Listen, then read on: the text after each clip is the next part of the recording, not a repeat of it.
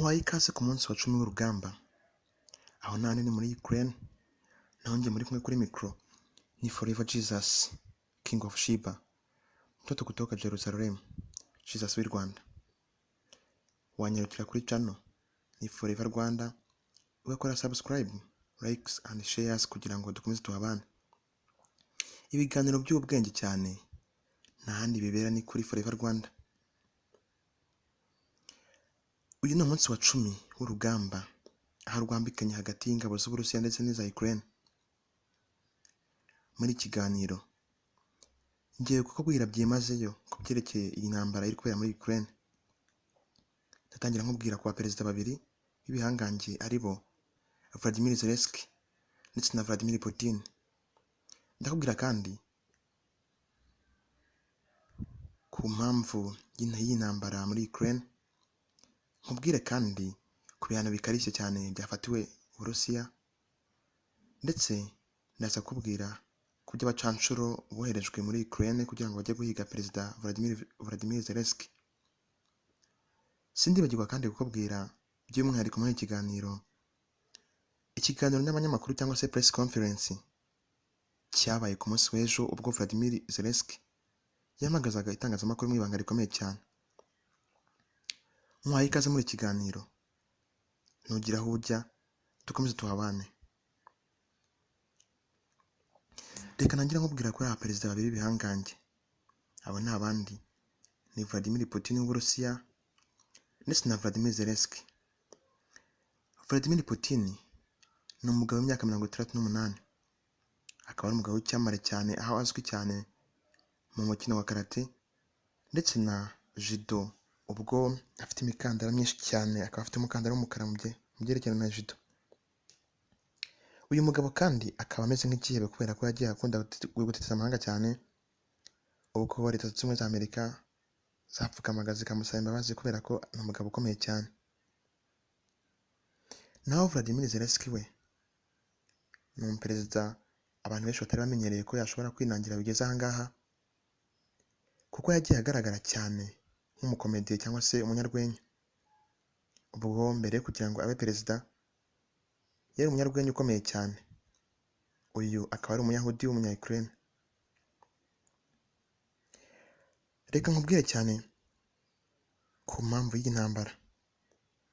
Uburusiya bwatangaje ko impamvu y'iyi ntambara bushaka kugira ngo buvane intwaro muri Ukraine igasigara ari igihugu kidafite intwaro ndetse n'imbaraga mu bya gisirikare.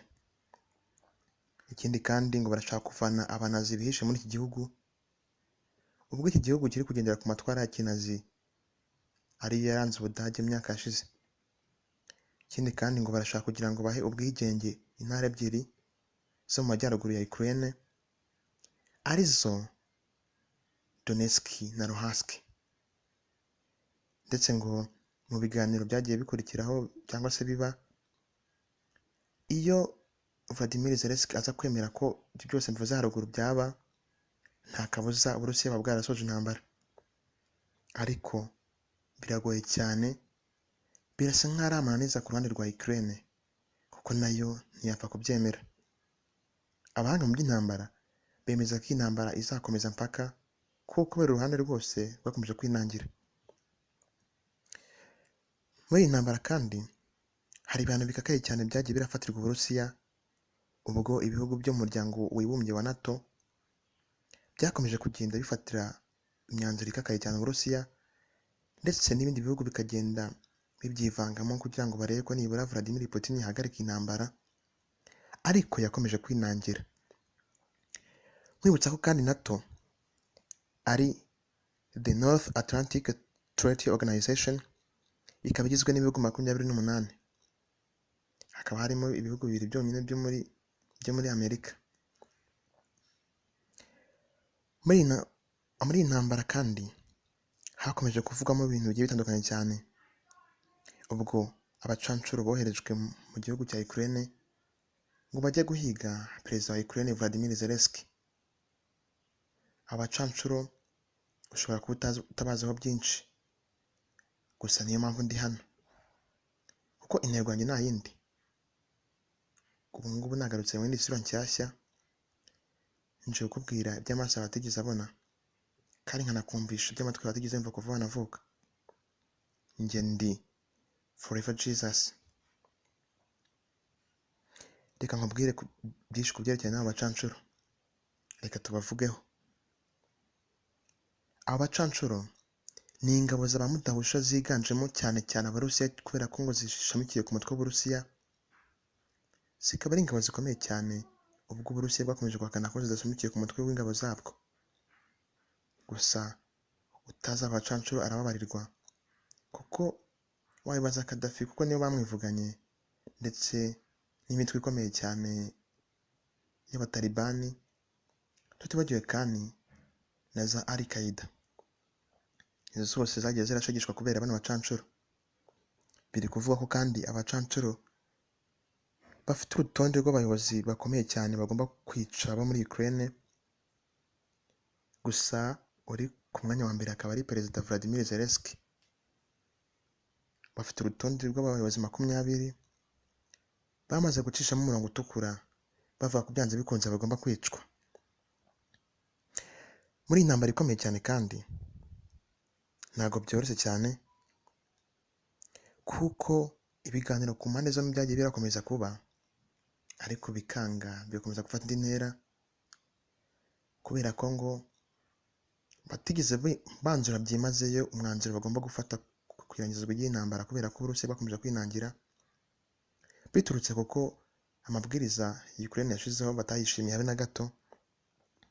Nubwo ibihugu byakomeje gufatira imyanzuro ikakaye Uburusiya bagerageza kureba ko wenda bakinangira cyangwa se bareka kwinangira bagahita bava ku mwanzuro wo guteza intambara bagahagarika intambara, ahubwo byasaga nk'aho ari ugukoza agati mu ntozi kubera ko Vladimir Putin yakomeje kurakara cyane agakomeza guteza intambara ku buryo bukomeye. Ubwo n'igihugu cya Belarus cyabyinjiyemo nacyo kikagaba ibitero kuri Ukraine. Belarus kandi yatangaje yuko nta kabuza ibi bihano nibikomeza gufatwa cyangwa se bigakomeza gukazwa, isi yose ishobora kubigenderamo kubera ko Putin ngo yakomeje kurakara cyane. Ariko nubwo bwose ibitero bikomeje kugabwa mu mujyi wa Ukraine ari we Kiev, biravugwa ko imijyi yindi ikomeye yamaze gufatwa harimo n'umujyi wa kabiri kuri Kiev ari wo Kharkiv. Ntabwo byoroshye muri iyi ntambara. Abasivile bakomeje kuhasiga ubuzima, abasirikare bureka sinakubwira. Gusa abasirikare b'Uburusiya bo bari gukomereka bagahita bajyanwa muri Belarus bakajya kwitabwaho, mu gihe aba Ukraine bo bikigoranye cyane kwitabwaho kubera urusaku rw'amasasu n'imbunda bikomeje gucicikana mu gihugu cya Ukraine. Ku mugoroba w'iri joro ryashize nibwo Vladimir Zelensky yakoze ikiganiro n'itangazamakuru cyangwa se press conference. Ntabwo byari byoroshye kubera ko abacanshuro nababwiye hejuru bari kumuhiga bukware. Vladimir Zelensky mu ibanga rikomeye cyane yahamagaje abanyamakuru bakora press conference cyangwa se ikiganiro n'abanyamakuru, ubwo cyabereye ahantu hazwi nko muri cave cyangwa se mu buvumo. Ntabwo byari byoroshye kubera ko abanyamakuru bazanwaga mu buryo bukomeye cyane bacungiye umutekano n'ingabo za Vladimir Zelensky kugira ngo hatagira ikibitambika. Inama yabereye hasi muri cave, umwijima ukomeye cyane, ubwo abasirikare benshi cyane bari barinze ubwo buvumo bafite za machine gun. Murabizi ibi ntabwo bimenyerewe cyane ko abasirikare bafite za machine gun aribo barinda umukuru w'igihugu, ariko ibi ni ibihe bidasanzwe. Muri kiganiro n'abanyamakuru kandi Vladimir Zelensky yatangaje ko Uburusiya bushaka kumwivugana, ariko ko atagomba kuva ku izima, ko agomba kurwana mpaka kugeza ku ndunduro. Yabajijwe niba afite ubwoba ku byerekeye uku guhigwa kwe, yavuze ko nta muntu n'umwe utagira ubwoba, ko umuntu wese ufite ubuzima cyangwa se ufite ubwenge agomba gutinya urupfu byanze bikunze, ariko nka perezida w'igihugu gikomeye cyane nka Ukraine akaba nta bwoba afite bw'urupfu. yavuze ko agomba guhangana n'Abarusiya mpaka kugeza ku ndunduro, ko adakwiye guhunga, ko ahubwo ibihugu bigomba kumutera inkunga y'amasasu ndetse n'imbunda, ariko ibihugu bikaba byakomeje kumutera izo nkunga kuko Ubudage bwamuhaye intwaro zikomeye cyane zo kurwanya za misile z'Abarusiya, ndetse n'igihugu cya Estonia cyamuhaye za machine gun. Ndakomeza kubakurikirana iby'intambara, mukomeze munkurikirane kuri channel yanjye, nitwa Forever Rwanda, kuko kuri iyo channel nta handi biganiro by'ubwenge wabisanga, ni kuri Forever Rwanda. Kora subscribe, likes and shares, dukomeze kuhabana. Njye ndi Forever Jesus, King of Sheba, mtoto kutoka Jerusalem, Jesus w'i Rwanda.